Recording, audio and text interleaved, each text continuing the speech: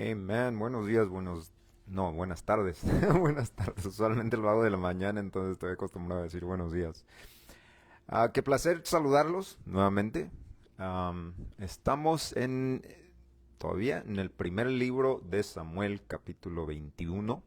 Nos quedamos en la parte cuando David está huyendo de Saúl y mientras huye de Saúl, llega al lugar indicado, llega al tabernáculo. Todavía no había templo, esto era tabernáculo, llega al tabernáculo y cuando llega al tabernáculo convence al sacerdote, a Imelec, de que le dé unos panes sagrados y los cuales no tenía David por qué de las cuales comer, pero sin embargo el sacerdote le permite comer. Esto nos habla y nos dice muchas cosas. Número uno, que se requiere de apartarse para Dios para disfrutar de lo sagrado, en este caso de la presencia de Dios o algo así, ¿verdad? Pero no solo eso, sino que Dios nos permite disfrutar de lo sagrado, aunque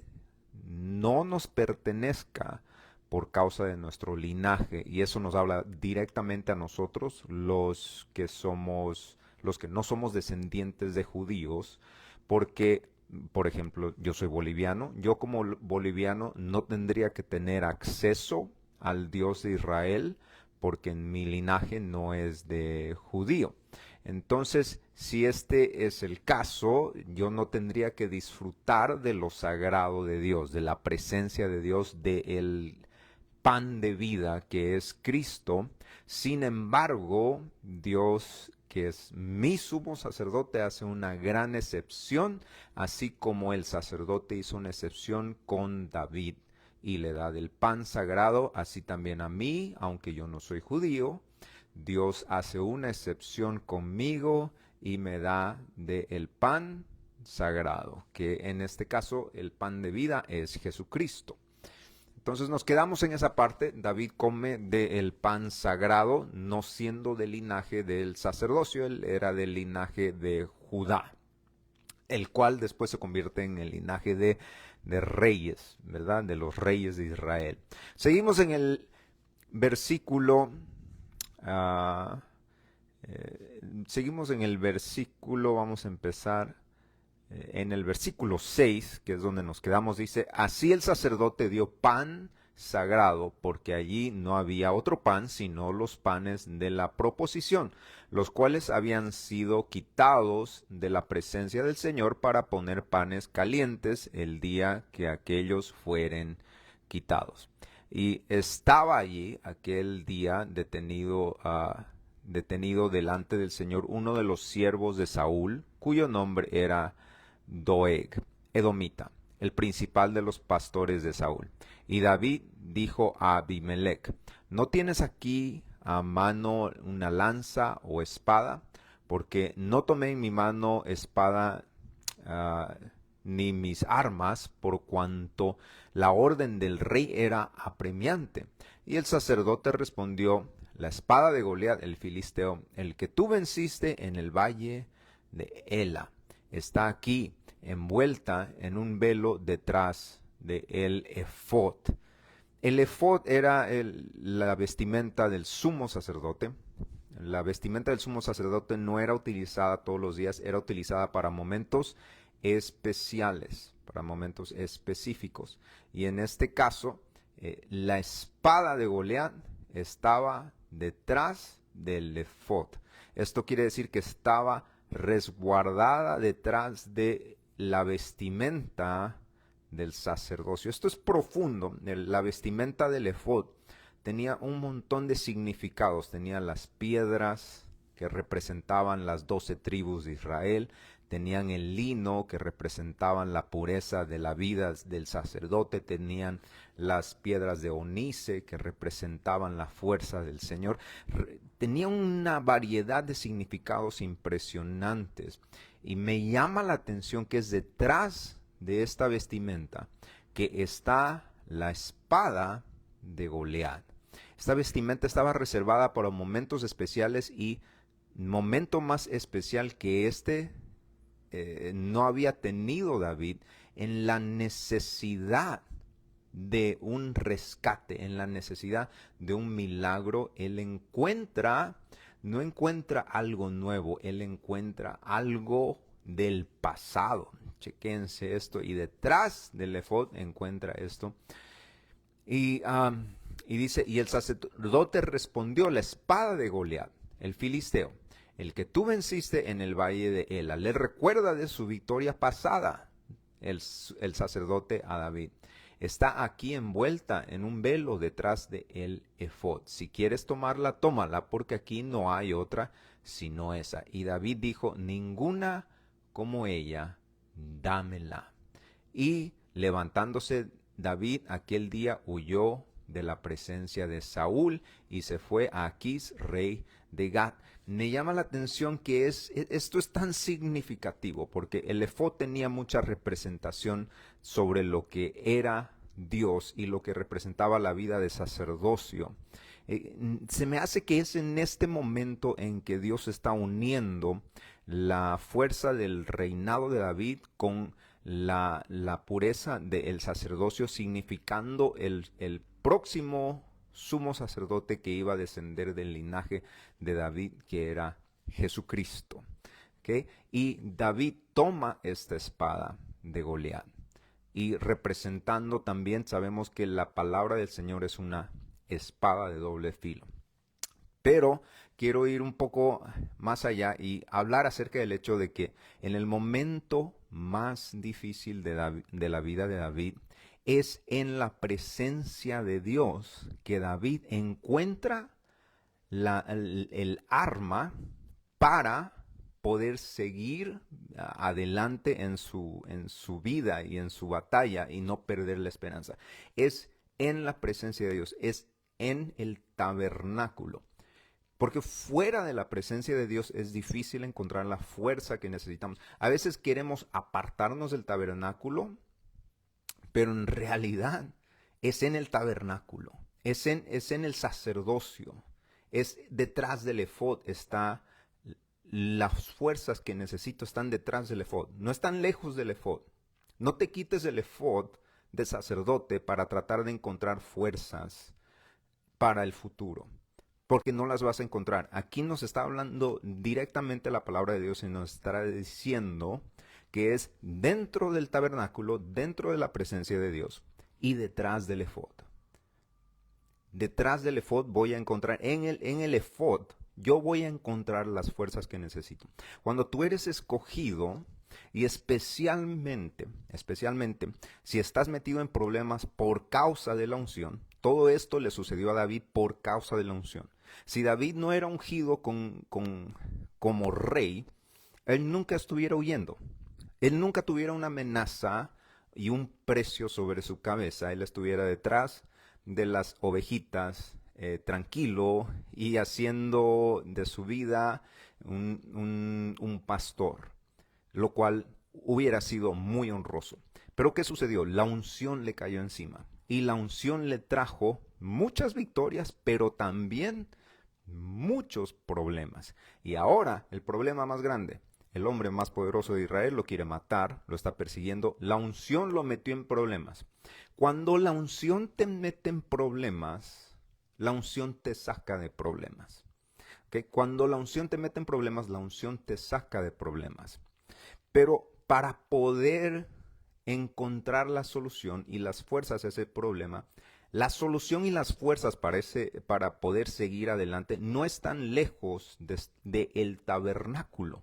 Están dentro del tabernáculo, o sea, dentro de la presencia de Dios. No están lejos del efod, están detrás del efod. Están detrás de tu linaje de sacerdocio, el cual tú no deberías tener, pero por gracia Dios te ha dado. Porque David no debería tener acceso al efod, pero por gracia Dios le dio acceso al efod.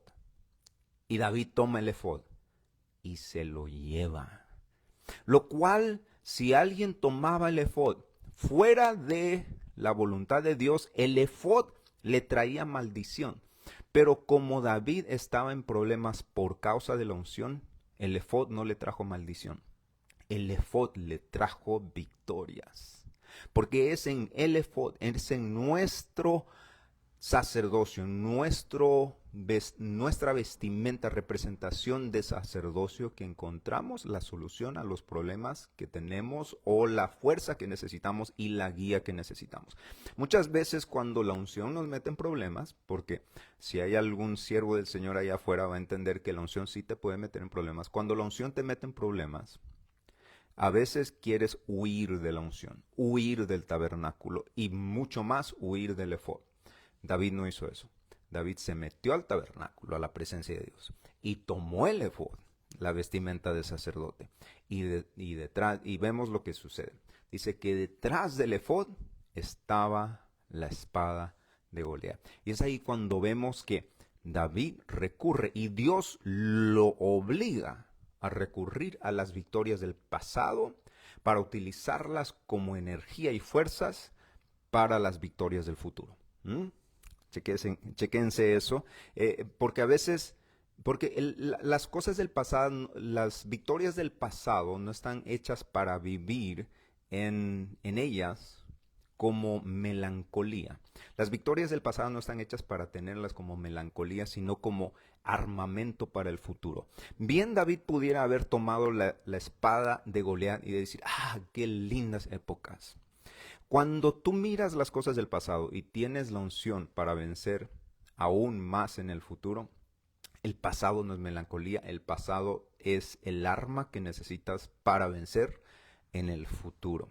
Es la escuela que aprendiste en el pasado para vencer en el futuro. Bien, David pudo haber dicho, qué bonitas épocas, pero él no dijo qué bonitas épocas. Él dijo ninguna como esta espada. ¿Para qué? Para seguir venciendo en el futuro. No podemos hablar de las victorias del pasado como los buenos días y los buenos tiempos, aunque tal vez fueron buenos días y buenos tiempos. Pero cuando tú estás en la voluntad de Dios, los buenos días y los buenos tiempos están al frente. Pero el pasado te sirve para recargar fuerzas.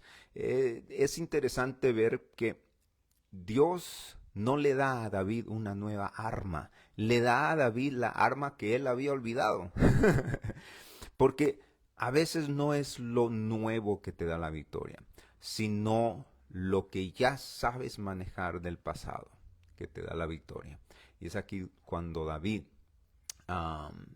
y nosotros a veces queremos pedir cosas nuevas de parte de Dios y a veces Dios simplemente nos da lo mismo que nos dio en el pasado, nada más que nos hace que lo utilicemos a un nuevo nivel.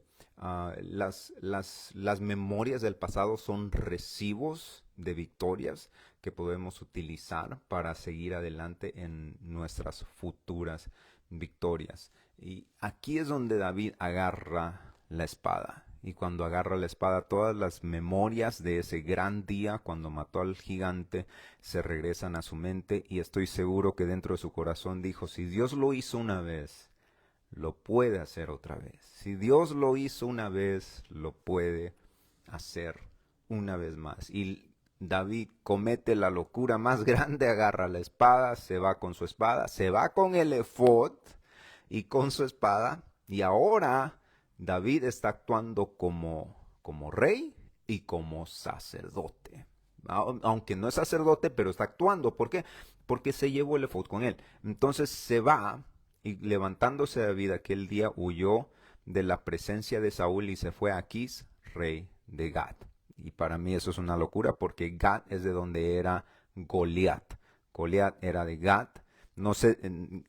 Goliat tenía 4 hermanos más. No sé si sus 4 hermanos estaban también en Gat. Pero se va a Gat, a la ciudad de sus enemigos. Y los siervos de Aquís le dijeron, ¿no es este David el rey de la tierra? No es de quien cantaban y danzaban diciendo, hirió Saúl a miles y David a sus 10,000. Y David puso en su corazón estas palabras y tuvo gran temor de Aquís, rey de Gat. Cambió su manera de comportarse delante de ellos y se fingió ser loco delante de ellos. Escribía en las portadas de las puertas y dejaba correr la saliva por su barba. O sea, el David, el tipo se fingió ser loco, fingió ser alguien que él no era para encubrir su personalidad. O sea, en todo esto, David, el ungido, era ungido. La unción no se le había ido, pero tuvo que actuar como loco. Y aquí veis que este hombre está demente. Porque ¿por qué lo habéis traído a mí? ¿Acaso me faltan locos para que hayáis traído a este que hiciese de loco delante de mí? ¿Había de entrar este en mi casa? Entonces el rey de Gad dice, este es otro loco más, déjenlo que siga siendo loco, y lo dejó ser libre por ahí dando vueltas como loco en vez de matarlo o hacerle algo, hacerle algún daño. Y así es como David fingió y sobrevivió. El día de hoy quiero finalizar con esto. En todo lo que vivió David, David no le reclamó a Dios. David tuvo que fingir tener problemas mentales.